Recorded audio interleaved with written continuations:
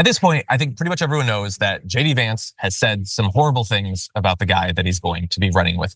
But I honestly think that kind of misses the deeper point. When you just point out like the insults or the labels that he put on Donald Trump, I think there is a far deeper and more substantive critique that was made by JD Vance that has never been explained. Why he has moved away from, I think, a very accurate and nuanced diagnosis who Donald Trump is, why he's succeeding, and why it's bad, not only for the Republican Party, but for working class conservative voters.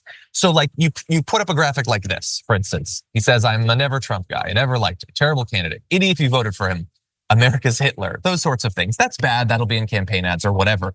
But you could explain away that like maybe he was feuding with him, maybe he just didn't like him, maybe it was personal. I think it is harder to set aside these sorts of comments. Like when he wrote an op-ed for Atlantic, which you can read, that said that Trump is, quote, cultural heroin. He makes some feel better for a bit, but he cannot fix what ails them, and one day they'll realize it. He warned perhaps the nation will trade the quick high of Make America Great Again for real medicine.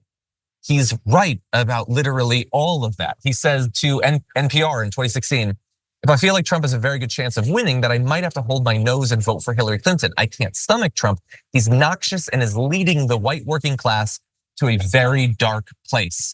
The video will continue in just a moment, but first I have a message for you.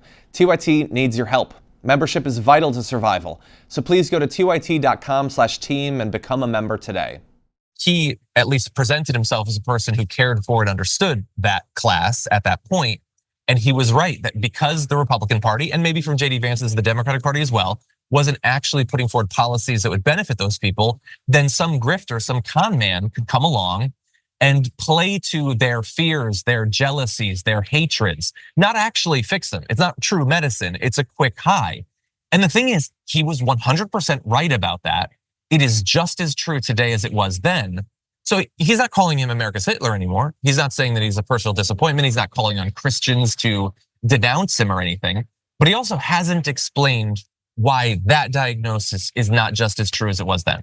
Yeah, and that's a really nuanced look at this, but which I appreciate because I hadn't thought of it myself. But the explaining yourself for things you've said, I think this generation of politics has learned that you can just do that, and it works. Yesterday, I was asking people about the American Hitler stuff from Vivek Ramaswamy, who was on the list of potential Republican vice presidential picks, to rank and file Democrats who are here, some of which said, they don't tell you the context. I don't know what context is acceptable to call somebody an American Hitler. I just don't know what the context is, or certainly somebody who's a presidential candidate. But what what isn't lost on these people is the fact that you can recover there, but they have questions both about his, how long he's been in the Senate, which I guess the comeback would be, well, Barack Obama wasn't there very long and the Democrats nominated him for president.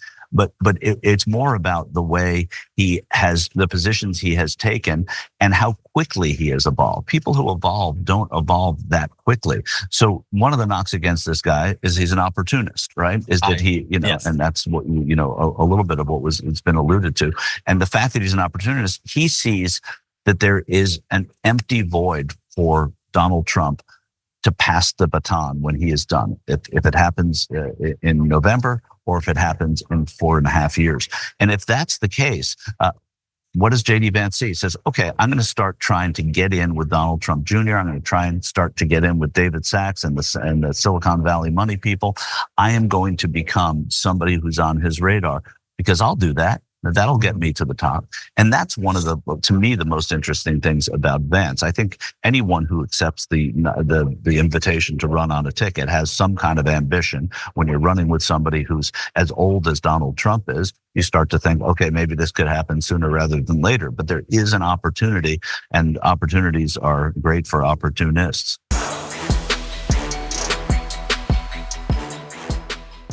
Thanks for watching our video. Did you know that you can support our show by becoming a subscriber?